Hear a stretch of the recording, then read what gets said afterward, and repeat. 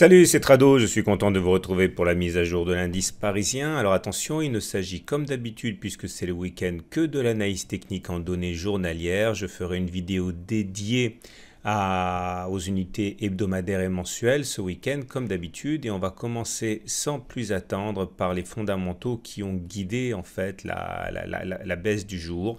Et clairement, hein, il n'y a que l'évolution des taux qui soit suivie actuellement par les intervenants, puisque une fois de plus, hein, la grille de lecture était qu'il fallait éviter une augmentation des taux à long terme, du 10 ans, du 30 aux États-Unis, hein, pour limiter l'impact sur le financement des entreprises. Malheureusement, ce taux continue d'augmenter. Pourquoi? Eh bien, parce que l'économie américaine va très très bien et que les opérateurs envisagent non plus 3 hausses de taux de la Fed, mais éventuellement 4. Et ça prend un petit peu de court les investisseurs cette augmentation des taux à court terme qui laisse augurer une augmentation des taux d'intérêt à long terme est très mal digérée par les opérateurs. Si à cela on ajoute des résultats très décevants d'entreprises, hein, notamment ceux de Google et ceux d'Apple, bon, finalement, on se retrouve avec des opérateurs un petit peu déprimés. Même la baisse de l'euro qui aurait dû soutenir les marchés européens ne l'a pas fait. Alors, regardez où nous en sommes, c'est ça le plus important. J'avais expliqué. Alors, une fois n'est pas coutume, je vais commencer par le 4 heures parce qu'on voit mieux, hein, ce qui s'est passé au niveau du diamant. J'avais expliqué, c'était hier, hein, qu'on était en formation de diamant ici. Et l'objectif, hein, de ce diamant, c'était d'aller chercher la hauteur du diamant reportant en dessous du point de cassure. Regardez, c'est millimétré totalement. On est allé chercher au point près cela. On reviendra sur l'unité 4 heures plus tard, mais c'est pour vous expliquer en fait, hein, ce qui s'est passé dans la journée. Et j'avais expliqué également, et je vous invite vraiment à regarder à nouveau les vidéos que je publie si vous débutez quelques jours en arrière pour bien comprendre comment réfléchissent les analyses techniques, que j'avais dit que ce serait pas grave de toute manière, puisque là finalement aujourd'hui on a plusieurs choses. On a le fait qu'on soit à peu près au milieu du grand trading range 5537-5270, j'avais expliqué que même si on allait chercher 5270 en tant que tel, ce ne serait pas grave puisque ça ne remettrait pas en cause cette évolution à moyen terme, hein, entre ces deux bornes assez hautes. Finalement, nous ne sommes qu'en tendance neutre, hein. Regardez le nuage qui est toujours à plat, regardez le fait qu'on soit toujours dans le trading range 5537-5270. Maintenant, il ne faut pas non plus imaginer que ce soit une bonne chose, ce qu'il se passe. C'est normal, c'est attendu, mais ce n'est pas forcément une bonne chose. Il y a des éléments qui sont inquiétants pour le court terme. Regardez tout d'abord le T1 qui a été inscrit ici. C'est une première clôture en dessous de la Bollinger inférieure, avec la Bollinger supérieure qui monte et la Bollinger inférieure qui descend. Ça appelle dans plus d'un cas sur deux à faire un T2. On a suffisamment parlé, regardez, on a eu ici T1 et ensuite T2. Ou alors dans l'autre sens, hein, celui de la hausse, T1, T2, T3. Bon bref, quand on clôture au-delà des Bollinger, avec les Bollinger qui montent et l'autre qui descend, eh bien on a plus d'une chance sur deux de faire une autre clôture en dehors des Bollinger. C'est ce qui risque de nous arriver dès lundi. Par ailleurs, vous remarquerez également qu'après avoir eu une impulsion haussière suite au double creux, regardez, un creux, deux creux, la ligne d'eau, elle était à peu près là. Et ceux qui avaient joué le double creux, hein, qui étaient rentrés, bon, ont gagné sans doute de l'argent. Il est vrai que c'est pas allé aussi haut qu'on pouvait espérer parce qu'effectivement, on a été bloqué par les 5537. Mais en tout cas, si vous avez joué typiquement à la formule, le pattern de double creux, là maintenant, il faut faire une croix dessus puisqu'on est repassé en dessous de la ligne 2. Donc je vais enlever tout de suite, ça nous évitera de multiplier les surcharges. On a un autre élément qui n'est pas forcément une bonne nouvelle, c'est que vous savez qu'on avait déjà cassé le SAR. Alors je suis désolé, je suis obligé de le refaire parce que c'est quand même la vocation d'être pédagogique. On avait cassé le SAR ici, vous voyez, petit point vert, cassure, devient point rouge. J'avais dit qu'il est exceptionnel de ne pas aller plus bas quand on a cassé le SAR sur la séance de cassure. C'était là, bon, effectivement, le SAR est bien cassé et ça explique pourquoi ça descend. Et on avait un autre élément à surveiller, je vous en parle maintenant, c'est le super trend. Le super trend fonctionne de la même manière, il est vert ou il est rouge, là il était vert. Ok, quand on casse le super trend, généralement on va plus haut, où là c'était rouge, il a été cassé, on allait plus haut. Maintenant le super trend a été cassé à la baisse ici, donc normalement, statistiquement, on devrait aller plus bas. Donc je suis pas en train de vous dire que la baisse est terminée, bien sûr que non. Je ne suis pas absolument pas dans le secret des dieux.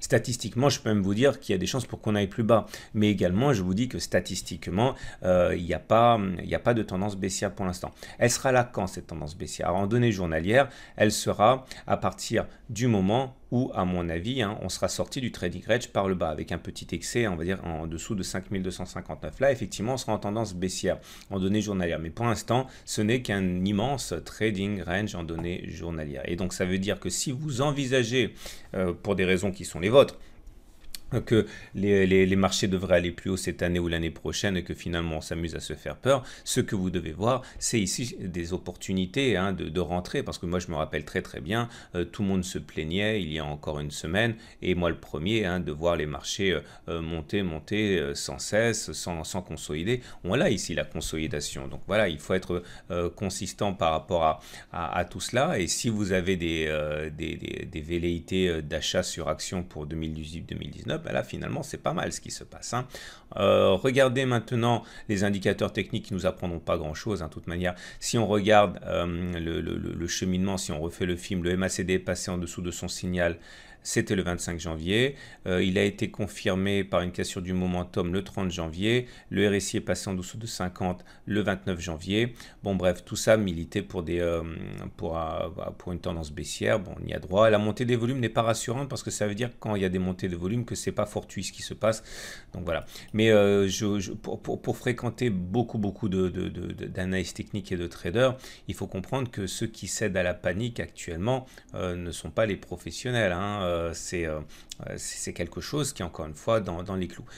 Encore une fois, je vous renvoie à l'analyse hebdomadaire de cet après-midi pour voir où on en est sur le moyen et le long terme. Voilà ce qu'on pouvait dire.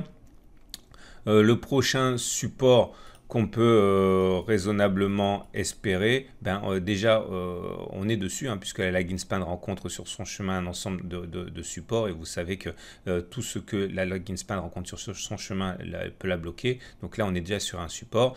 À noter également qu'on termine sur les plus bas de la séance et qu'actuellement les Américains sont en train de perdre 2,5%, donc il y a de fortes chances pour qu'on aille plus bas, mais vous l'aurez compris, tant qu'on n'aura pas cassé les 5270, de toute manière c'est anecdotique. Là vous avez un gap qui a été ouvert, vous vous souvenez, on est en train de revisiter tous les gaps, et on a un support donc sur cette zone des 5358, 5348. Voilà le graphe en données de 4 heures pour le trading. Alors c'est celui que j'avais mis avant-hier. Donc vous voyez, ce qu'il faut comprendre, c'est que je l'ai dit, le diamant a donné l'objectif. J'avais expliqué que le vrai potentiel, c'était en cassure des 5425 pour aller chercher 5389. Voilà, on a cassé les 5425, on est allé chercher les 5389. Ensuite, on a cassé les 5389, donc on est allé viser les 5360 ici. Bon, maintenant, je vais remettre un petit peu d'ordre parce que on n'y voit plus rien. Mais le vrai potentiel, il est en haut, en cas de cassure des 5567. Voilà. Je mets de l'ordre.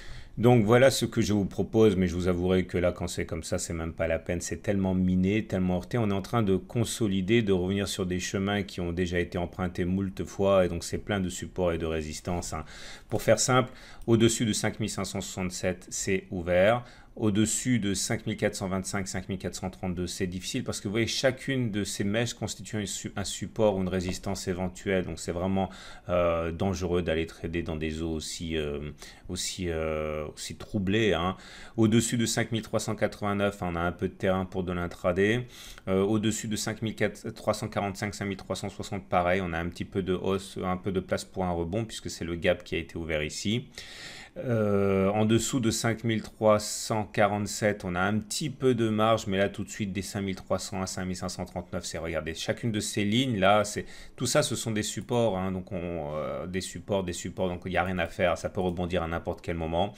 En cas sur des 5301, par contre, il y a de la place pour un retour sur 5264, mais vous l'aurez compris, Là, quand c'est comme ça, il faut aller trader autre chose, hein. Donc là, le trader va gentiment laisser sa place à l'analyse technique, hein. On va observer au-dessus de la mêlée. Il y a plein de choses à faire sur les actions, sur les devises, etc. Donc là, contrairement à tout ce que j'ai pu dire depuis des semaines, hein, il est sage de ne rien faire. C'est trop compliqué en intraday. Enfin, pour ma façon de faire. Voilà, regardons rapidement les indices étrangers, notamment le DAX qui lui par contre hein, a clairement cassé son, son trading range. Bon, on a un dernier filet de sécurité, hein, c'est celui des 12 745. Par contre, si on casse en clôture les 12 745, là, sur le DAX, ça va passer baissier en journalier. Pour l'instant, hein, on n'est pas encore, hein, on se raccroche aux branches. D'ailleurs, le nuage est toujours à plat. Et les indices américains, enfin le Belvin d'abord. Le Belvin, il a réintégré son trading range. Je vous propose maintenant ce biseau ascendant hein, à suivre de près. La tendance n'est pas encore baissière. Hein, vous voyez bien que le nuage est globalement à plat. Hein. Et surtout les indices américains, le Dow Jones qui abandonne 2,5%. Ça pique un petit peu. Mais bon, là aussi, hein, c'est à la mesure de la hausse que l'on a eu. Donc on a comblé pas mal de gaps, notamment le gap qui était là. On a cassé la M20, on a cassé la Kijun. Là, finalement, le gap était bien un gap de rupture. On pouvait se poser des questions, hein, vu la faiblesse de la baisse, hein, mais là, il n'y a pas de doute, c'est cassé. Maintenant, il faut savoir que sur le fond, hein, c'est pas baissier encore. Hein. Regardez le nuage qui est clairement croissant, mais bon, il y a une consolidation qui est de taille. Et pour le SP500, c'est pareil, hein, la consolidation est marquée avec 2% de baisse. On abandonne la M20, on abandonne la Kijun, mais le nuage est toujours croissant. Ça veut dire que le rebond peut s'opérer à n'importe quel moment. Il faudra suivre ça de près. Voilà, bonne semaine. Je vous propose plein de vidéos ce week-end. Ne loupez pas en particulier celle du Forex et celle de l'indice à moyen long terme. Et puis, si vous pensez qu'il est enfin temps de diversifier votre patrimoine, regardez de près l'analyse technique que je vous propose sur l'or et l'argent. Ça pourrait être très intéressant éventuellement pour vous.